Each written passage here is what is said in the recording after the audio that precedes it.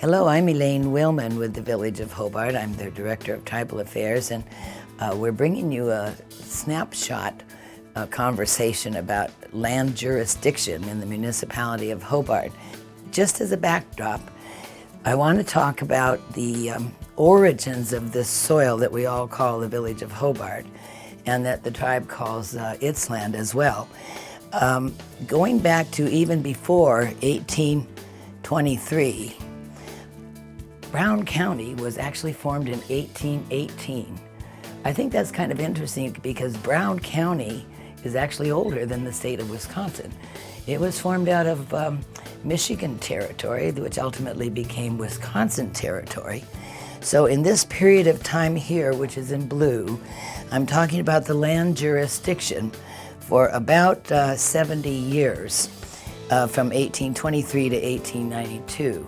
The jurisdiction of the land during that period of time was Brown County, as a massive county, which was ultimately divided up, Brown County and the federal government. Those were the two entities that had jurisdiction for 70 years. During this period of time, in 1830, Congress, whether right or wrong, passed the Indian Removal Act, requiring all Indians east of the Mississippi to move west of the Mississippi, which prompted the New York Oneidas to migrate out to Wisconsin. Congress originally wanted them to settle in Kansas, but they settled and stayed in Wisconsin. To do so, the federal government executed a treaty of 1838 with the First Christian and Orchard parties, which were two small bands of the New York Oneida tribe. That treaty was unlike other treaties across the country in that it set up a federal reserve to be divided up into 100-acre parcels for 654 New York Oneidas settling in Wisconsin. That is why the reservation is 65,400 acres, which is the equivalent of 100 acres each for 654 New York Oneidas now living in Wisconsin. That was the Treaty of 1838 set for the Oneidas. It set up a reserve. There is a distinction between a federal reserve and a reservation. An example would be the treaties that were set up across the western states were treaties that created one whole large piece of ground for one or more tribes for their beneficial use and occupancy, and did not language into the treaties any plan to divide the land. It was all one big reservation under a treaty for the beneficial use and occupancy of one or more tribes. The Treaty of 1838 was very different than that because it set the stage for reserving the land to be promptly surveyed into 100-acre parcels. This was in 1838. That happened to be 10 years before the state of Wisconsin became a state. So in this period of time, the federal government was carving new states out of territories, was settling Indians that were moving west, and that resulted in the Treaty of 1838 for the First Christian and Orchard parties of the New York tribe. By 1890, let me back up to 1887, the Dawes Act came into play. The Dawes Act was to open up and assimilate Indians, to allow them to be full citizens, to allow them to be property owners and own land, and to open up the reservations. Here in that period of time, those Oneidas who were expecting their 100 acres each, most of them did not have their 100 acres each, but they did get that through the Dawes Act, and the entire reservation was allotted out. But for 85 acres, I think, all 65,400 acres became the property of individual New York Oneidas living here, and upon the receipt of their allotment, they became Wisconsin citizens. As Wisconsin citizens, they could vote. As Wisconsin citizens, there was no longer any federal jurisdiction. After the Dawes Act finally allotted out the entire reservation here, which moves us to this piece. This is a 45-year period between 1893 and 1936. The jurisdiction here was the state of Wisconsin and Brown County and the towns of Oneida and Hobart. During this period of time, there was no federal jurisdiction here. The New York or Wisconsin Oneidas were now full citizens of the state and subject to the state. Their allotments that received the patents were taxable, and for a 45-year period, the reservation had been entirely disestablished, and there were no tribal governments or activity of the Oneida tribe for this 45 years. Congress reverted itself and created the shared jurisdiction status in 1934 when they passed the Indian Reorganization Act, and they allowed tribes to reorganize and have their tribal governments back, and unallotted lands became the property of the tribes, and many tribal members who still owned land had their lands placed in trust as well.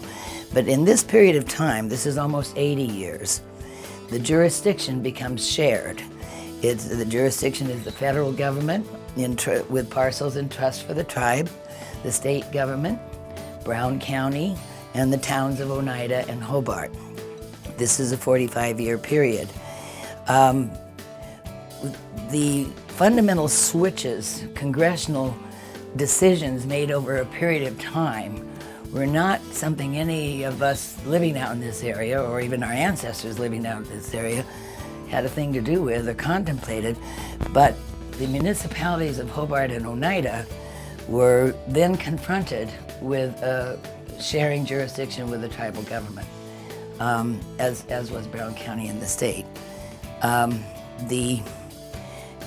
interesting piece to note is that when the Indian allotments were made and the folks had their land, they had no roads to access their land.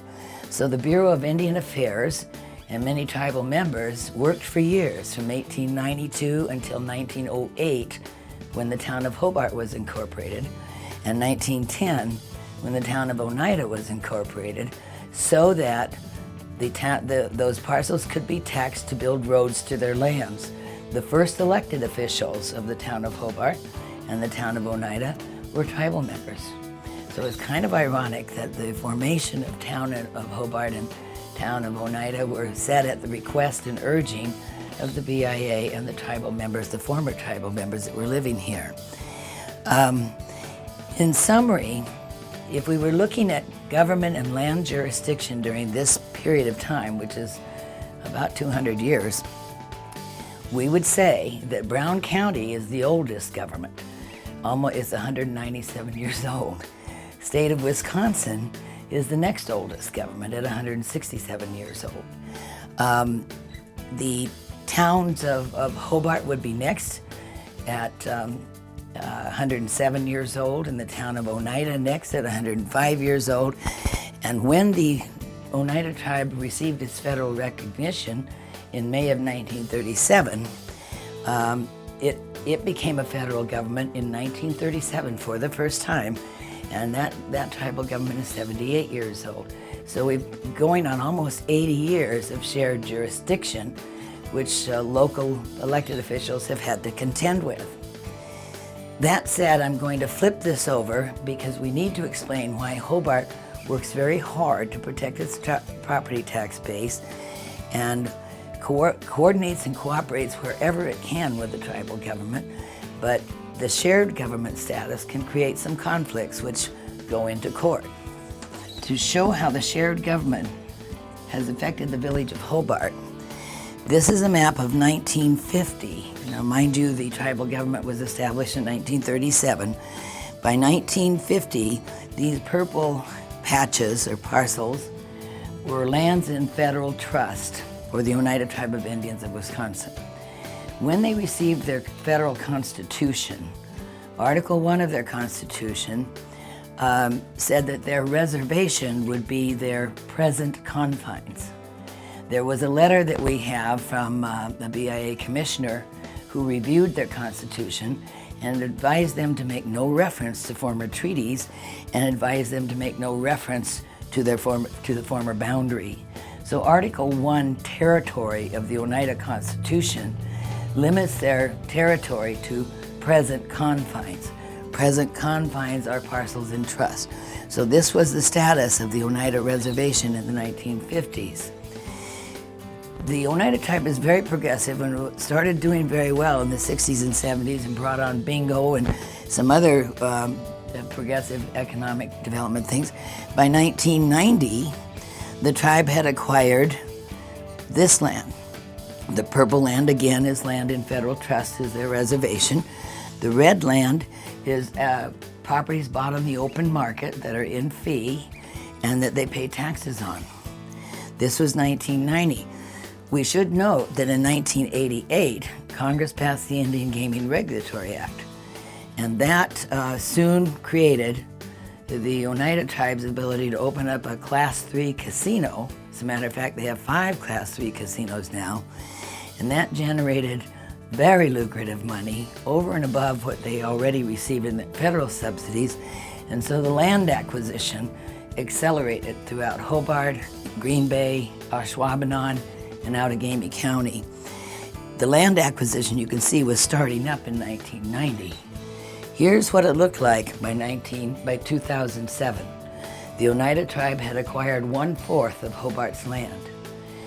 Now in 2007, Hobart was a farming community in this area and a high-end residential community in the northern area, and relied entirely on its property tax base. So were all of this land to go into federal trust, Hobart was facing a very big financial problem. The tribe, in fact, packaged up 3,000 acres of these red parcels to place into trust. Hobart made a decision to object all the way, and we did so at great legal expense. But while we were going through the legal process to object, the tribe had to continue paying property taxes. And in 2013, Hobart prevailed, and so these red parcels are still in the property tax base, and we managed to offset all of our legal fees in working very hard to protect the property tax base. What that means to new residents and new property owners in Hobart is that we make concerted efforts to keep our tax rate very low, our mill rate as low as possible. We've kept it steady at $4.17 for several years. We're lower than the tax rates of most municipalities in Brown County that don't have to contend with these articles and these issues. And even when we have had to contend with these issues, we have been financially sensible to a point where we've received 2, I think maybe 3, Standard & Poor's rating upgrades because we've managed the village's tax money extremely well. And we've been able to deal with the shared jurisdiction issues very, very well too. So basically that's what Hobart is dealing with on a daily basis. The village board is committed to keeping the tax rate low.